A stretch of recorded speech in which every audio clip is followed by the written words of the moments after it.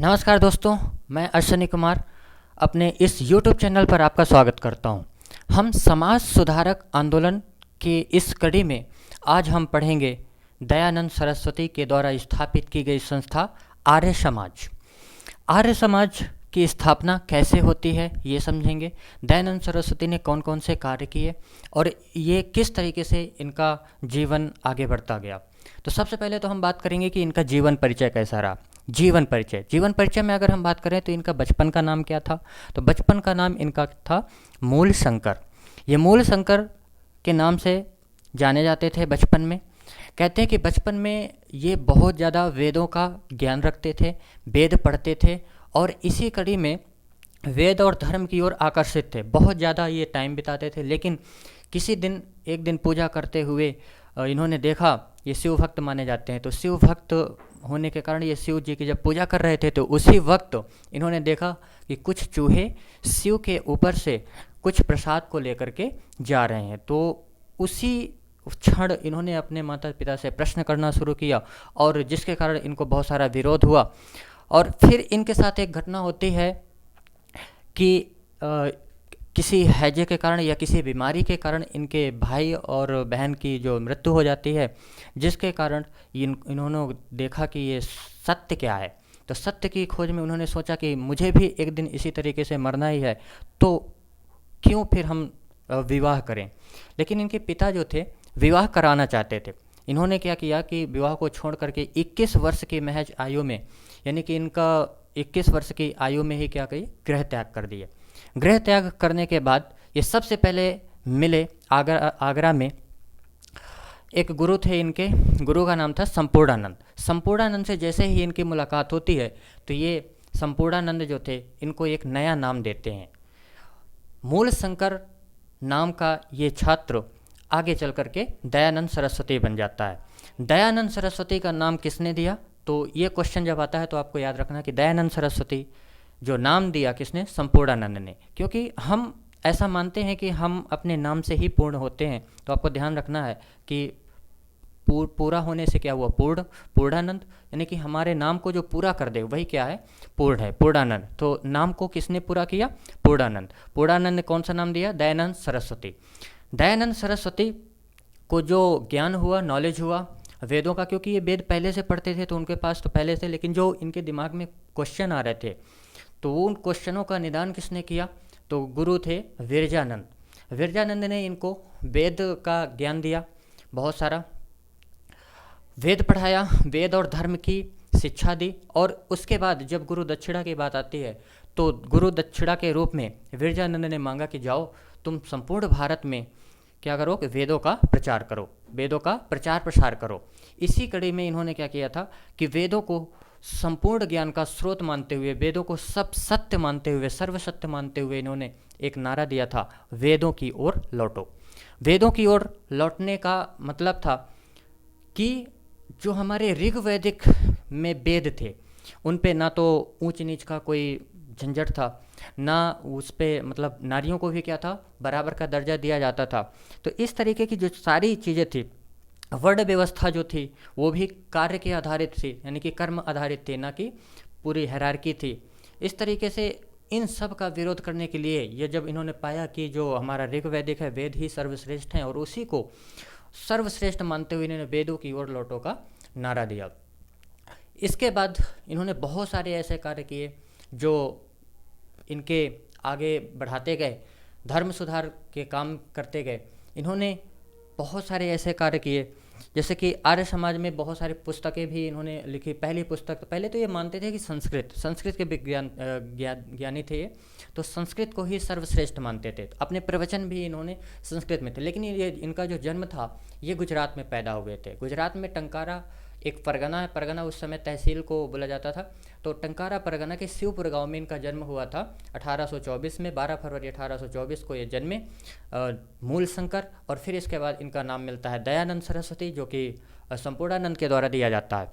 विरजानंद इनको ज्ञान और नॉलेज देते हैं और इसके बाद प्रचार प्रसार करने के लिए बोलते हैं, जो फिर इन्होंने क्या बोला था कि वेदों की ओर लौटो। बहुत सारे इन्होंने क्या किया था कि उस समय जो ईसाई मिशनरी थे भारत में आकर के बहुत सारे ऐसा धर्म प्रचार प्रसार कर रहे थे अपने धर्म का। और यहाँ के जो रीजनल लोकल लोग थे, जो बहुत छोटी जाति के थे या फिर जिनके पास बहुत सारी फैसिलिटी नहीं थी, तो वो क्या करते, सुविधाओं से वंचित होते हुए भी जब उनको पैसे का लालच मिलता गया तो वो क्या करते थे कि अपना धर्म चेंज कर लेते थे, यानी कि ईसाई बन जाते थे, क्योंकि ईसाईयत में प्रमोशन मिल रहा था। तो उस वक्त उन्होंने क्या किया था कि जो ईसाई में चले गए हैं और उनको वापस हिंदू धर्म में लौटना है, तो उनके लिए उन्होंने क्या किया था कि शुद्धि आंदोलन चलाया था। शुद्धि आंदोलन क्या करते कि शुद्धि आंदोलन के जरिए वो पुनः अनार्य से फिर आर्य बन सकते थे। आर्य का मतलब क्या होता है? आर्य का मतलब होता है श्रेष्ठ। और श्रेष्ठता कब आएगी? जब वो वेदों को पढ़ेंगे, यानी कि वेदों को जानेंगे, वेदों को पढ़ेंगे, वेदों को फॉलो करेंगे। तो वेदों को फॉलो करने के लिए उन्होंने बोला कि वेदों की ओर लौटो और शुद्धि आंदोलन चलाया था। देखो, शुद्धि आंदोलन जो है दो लोगों ने चलाया था। एक था महादेव गोविंद नारायण, उन्होंने भी क्या शुद्धि आंदोलन चलाया था। लेकिन वो जो शुद्धि आंदोलन था, ध्यान रखना कि वो शुद्धि आंदोलन धर्मों में जो त्रुटियां थी, यानी कि हमारे जो ग्रंथ थे या जो इस तरीके से धर्म से रिलेटेड जो पुस्तकें थी उसमें, यानी कि धर्म की जो शुद्धि के लिए आंदोलन चलाया था महादेव गोविंद रानडे ने। लेकिन इन्होंने जो शुद्धि आंदोलन चलाया था वो अनार्यों को, जो आर्य नहीं थे या फिर जो पहले आर्य थे लेकिन अपना धर्म परिवर्तन कर चुके थे, उनको पुनः आर्य बनाने के लिए इन्होंने शुद्धि आंदोलन चलाया था। शुद्धि आंदोलन के दौरान उन्होंने बोला कि वेदों को पढ़ना चाहिए, क्योंकि अगर वेद पढ़ेंगे सही से तो ये सब उसका सही मीनिंग समझ पाएंगे और अपने धर्म पर गर्व करेंगे। तो हिंदू धर्म को प्रमाणित करने के लिए, इनको आगे श्रेष्ठ बनाने के लिए, आर्य बनाने के लिए इन्होंने क्या किया था कि शुद्धि आंदोलन के साथ साथ में इन्होंने उपनयन संस्कार भी दिया था। यानी उन्होंने द्वार खोल दिए थे कि उपनयन संस्कार, क्योंकि उस समय माना जाता था कि उपनयन संस्कार सिर्फ पुरुष जाति ही कर सकते हैं। लेकिन इन्होंने क्या किया कि अपने धर्म में पुरुष के अलावा स्त्री और बच्चे या शूद्र, यानी कि जिनको धर्म ग्रंथ या वेद पढ़ने की इजाज़त नहीं थी, उनको भी उन्होंने बोला कि उपनयन संस्कार के बाद जो रीति रिवाज है उसको करने के बाद ये भी धर्म ग्रंथों को पढ़ सकते हैं। तो वेदों को पढ़ने के लिए इन्होंने क्या किया था कि अनार्यों को आर्य बनाया और उसके बाद इन्होंने शुद्धि आंदोलन चलाया। शुद्धि आंदोलन में इन्होंने क्या किया? उपनयन संस्कार भी करवाया। उपनयन संस्कार करवाने के बाद इन्होंने बोला कि ये अब धर्म या वेद जो हैं पढ़ सकते हैं। बहुत सारे ऐसे कार्य किए जो आगे चल करके अंग्रेज़ों को खटकने लगे। अंग्रेज़ों ने इनको क्या बोला था कि ये एक सैनिक हिंदुत्ववादी हैं। मतलब ये अपने क्या कहते हैं, यही कार्यों से, किन कारणों से कि इन्होंने क्या किया था कि आर्यों को, जो अनार्य थे उनको आर्य बनाना शुरू करते। इन्होंने बोला कि ये सैनिक है। किसके सैनिक है? हिंदुत्ववादी के, यानी कि हिंदू के क्या है, ये सैनिक हैं। इस तरीके से अंग्रेज़ों ने क्या किया? टाइटल दिया। एक अंग्रेज और थे जिनको नाम था सिरॉल वैलेंटाइन। उन्होंने क्या बोला था कि ये क्या है कि भारत में उग्रजनक है। मतलब हिंदुत्व के ये जो हिंदू हैं, जो अलग तरीके से कार्य कर रहे हैं या आतंक बन रहे हैं, तो उन्होंने बोला कि हिंदू आतंक बनने का पीछे जो सबसे बड़ा कारण है वो कौन है? ये हैं कौन? दयानंद सरस्वती। और इनके साथ में एक और व्यक्ति का नाम लिया जाता है जो बोला जाता है बाल गंगाधर तिलक। तो बाल गंगाधर तिलक और दयानंद सरस्वती को हिंदू आतंक का नाम दिया था। किसने दिया था? तो ध्यान रखना है कि ये एक अंग्रेजी मैगजीन या पत्रिका थे, उसके लेखक थे। उस लेखक का नाम क्या था? सिरॉल वैलेंटाइन। तो ये क्या थे? उनके लेखक थे, उन्होंने बोला था।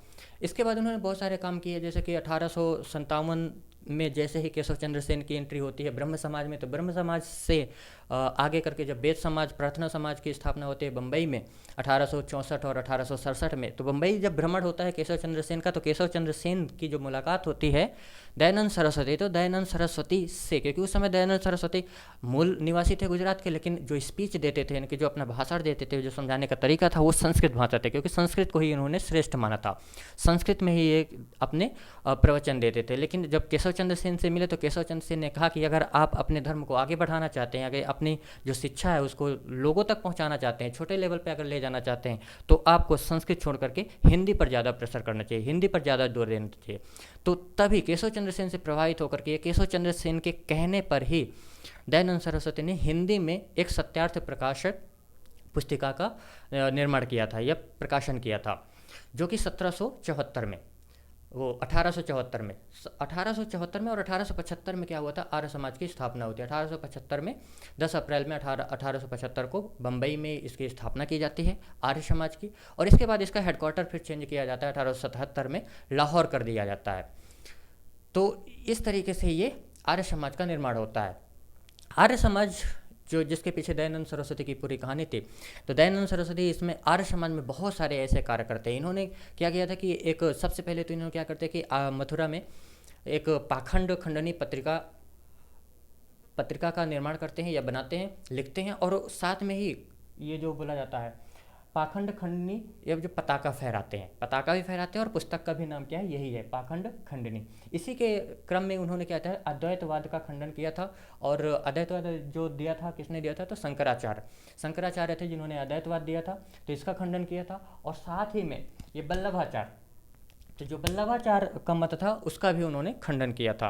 और ये मूर्ति के क्या थे, मतलब मूर्ति पूजा के खिलाफ थे, मूर्ति पूजा को नहीं मानते थे, क्योंकि इस समय क्या था कि मूर्ति पूजा बहुत ज़्यादा प्रचलित थी, तो मूर्ति पूजा को इन्होंने नहीं मानते, क्योंकि मूर्ति पूजा से ही ये हट करके आए थे यहाँ पे, है ना। इस तरीके से इन्होंने फिर सत्यार्थ प्रकाश का 1874 में प्रकाशन हुआ। फिर पुनरुत्थानवादी भी ये कहलाए, क्योंकि ये क्या करते थे कि हिंदुओं को पुनरुत्थान करने के लिए इन्होंने सलाह दी थी कि वेदों की ओर लौटो, वेद पढ़ो, वेद ही सर्वश्रेष्ठ हैं। नॉलेज, वेद का मतलब ही होता है ज्ञान, नॉलेज। इस तरीके से इन्होंने बहुत सारे ऐसे कार्य किए, है ना। तो अगर क्वेश्चन आता है कि इनके वास्तविक गुरु का नाम क्या है, तो विरजानंद, ये याद रखना है। इसके बाद फिर इन्होंने बहुत सारे ऐसे कार्य किए, जैसे कि 1882 में इन्होंने गौरक्षणी सेना की स्थापना की, गौरक्षणी सभा की स्थापना की। और इन्होंने इनके जो मूल मंत्र थे 4, वो कौन कौन से थे कि जो स्वराज था, स्वधर्म था, स्वभाषा था और स्वदेशी था। उन्होंने बोला था कि स्वदेशी अपनाओ, स्वभाषा अपनी भाषा में रहो, अपनी भाषा को अपनाओ, स्वधर्म अपने धर्म पर ज़्यादा बल दो, क्योंकि कुछ समय क्या था कि सभी लोग अपने अपने धर्म पर ज़्यादा प्रेशर दे रहे थे। जैसे उन्होंने कहा था कि जैसे कोई इस्लाम धर्म को फॉलोअर्स होता है, तो क्या वो दूसरी भाषा को मानता है? बिल्कुल नहीं मानता है। जैसे ईसाई वाले हैं, तो क्या करते थे कि अपनी भाषा को ही, अपने धर्म को ही सर्वश्रेष्ठ मानते थे, है ना। तो कि हिंदुओं को भी क्या करना चाहिए कि सिर्फ अपने धर्म को ही प्रमोट करना चाहिए, आगे बढ़ाना चाहिए और उसी को आगे मानना चाहिए। तो जिसके कारण इनको कहा कहता है कि हिंदुत्ववादी हैं और सैनिक हिंदुत्ववादी, है ना, क्योंकि ये अपने धर्म की एक सैनिक की तरह रक्षा कर रहे थे, ये उसी को प्रमोट कर रहे थे, इसलिए इनको क्या बोला गया था, सैनिक हिंदुत्ववादी। इस तरीके से इन्होंने बहुत सारे ऐसे कार्य किए। फिर इन्होंने क्या किया था कि बाद में इन्होंने बहुत सारा, इसका एक कोटेशन भी चलता है। कोटेशन क्या था कि बुरा से बुरा, कितना भी बुरा हो, अगर बुरा से बुरा अगर खुद का शासन है तो वो सबसे अच्छा है, उसकी वजह कि जो अच्छा शासन है विदेशों का। इन्होंने बोला था कि बुरा से बुरा स्वदेशी शासन भी अच्छे से अच्छे विदेशी शासन से अच्छा होता है। और वैदिक शिक्षा को ये मानते थे, यानी कि जो वेदों की ओर लौटो का नारा दिया था, इन्होंने वैदिक शिक्षा ग्रहण करके आए थे और वैदिक शिक्षा को ही सबसे ज़्यादा मानते थे। अंग्रेजी शिक्षा का ये पूर्णतः विरोध करते, क्योंकि इसके पहले जो राजा राम मोहन राय जो थे, राजा राम मोहन राय ने क्या किया था कि वो अंग्रेजी भाषा के समर्थक थे, वो विरोध नहीं करते थे। लेकिन दयानंद सरस्वती पूर्णतः अलग थे, है ना। इन्होंने क्या किया था कि अंग्रेजी भाषा बिल्कुल नहीं चाहिए, है ना। इन्होंने क्या बोला था कि हमारी जो मातृभाषा है स्वदेशी, यानी कि जो 4 इन फार्मूले बताए थे, 4 फार्मूले में स्वदेशी, स्वभाषा, स्वराज और जो ये था स्वधर्म, इसको पूरी तरीके से प्रमोट किया, आगे बढ़ाया। भारत में अशांत के जनक भी इनको कहा गया। किसने कहा था कि वही जो शिरोल थे, ना, वैलेंटाइन, उन्होंने बोला था। इनके साथ में तिलक जी को भी लपेट लिया। सत्यार्थ प्रकाश 1874 में हिस्ट्री, और इसका जो ये था ना भारत के अशांत के जनक, तो इसका जवाब फिर लाला लाजपत राय देते हैं। किस में देते हैं, तो एक इनकी बुक है history of the Arya Samaj, history of the Arya Samaj में इन्होंने क्या किया था, उसका पूर्णतः जवाब दिया था। 30 अक्टूबर 1883 को एक कहानी है, या जब ये पहले तो 1861 में राजस्थान पे एंट्री करते हैं। राजस्थान में सबसे पहले ये कब जाते हैं, 1861 में। 1800 फिर इसमें बहुत सारी यात्राएं होती, क्योंकि वहाँ के राजा इन लोग को क्या करते थे, इनवाइट करते थे। किस लिए इनवाइट करते थे, अपने जो राजकुमार थे उनकी शिक्षा के लिए। तो ये 10 दिन 15 दिन इस तरीके से बहुत सारा जाते थे, तो वहाँ पर 10 दिन 15 दिन तक इनका प्रचार प्रसार चलता था, भाषण चल रहा था। इसी कड़ी में एक थे यहाँ के जोधपुर के राजा थे जसवंत। तो इन्होंने क्या किया था कि मतलब जब इन्होंने इन्वाइट किया इनको दयानंद सरस्वती को, तो दयानंद सरस्वती जब वहाँ पहुँचे तो उन्होंने देखा कि उन पर, राजा जसवंत पर एक वैश्या थी, वैश्या का नाम था नन्ही बाई, नन्ही। तो उसका प्रभाव कुछ ज़्यादा था जसवंत के ऊपर।